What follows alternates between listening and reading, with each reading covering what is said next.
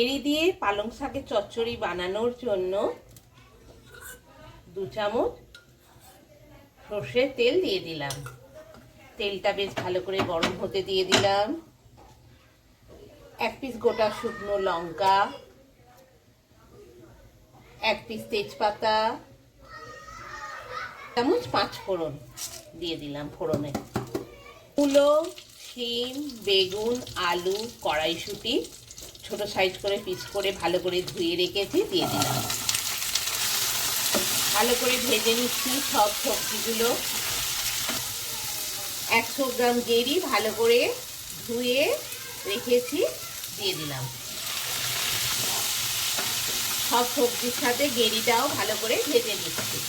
1 আঁটি পালং শাক ভালো করে ধুয়ে ছোট সাইজ করে পিস করে রেখেছি, এবার দিয়ে দিলাম।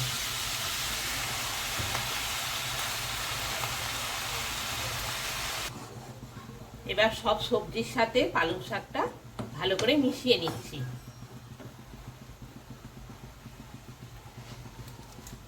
গেরি দিয়ে পালং শাকের চচ্চড়ি খেতে খুবই ভালো হয়। 1 থালা ভাত এই দিয়েই আপনার খাওয়া হয়ে যাবে। এবার লঙ্কা গুঁড়ো 1 চামচ, হলুদ গুঁড়ো 1 চামচ, ধনে গুঁড়ো 1 চামচ, জিরে গুঁড়ো 1 চামচ, নুন 1 চামচ, চিনি 1 চামচ দিয়ে দিলাম। সব মশলা একসাথে দিয়ে শাক আর সব শাকের মধ্যে থাকা সবজিগুলোর সাথে মিশিয়ে দিচ্ছি। এক্সট্রা করে আর কোনো জল দিচ্ছি না, পালং শাক থেকেই অনেক জল বের হবে। এতেই পালং শাকের মধ্যে দেওয়া সবজিগুলো সব সেদ্ধ হয়ে রান্না হয়ে যাবে। কড়াইতে ঢাকনা দিয়ে দিলাম, মিনিট 10 রান্না হতে দেব। মিনিট 10 হয়ে গেছে, কড়াইয়ে ঢাকনা খুলছি। গেরি দিয়ে পালং শাকের চচ্চড়ি রেডি। মূলো সেদ্ধ হয়ে গেছে, আলুও সেদ্ধ হয়ে গেছে, সব সবজি সেদ্ধ হয়ে গেছে।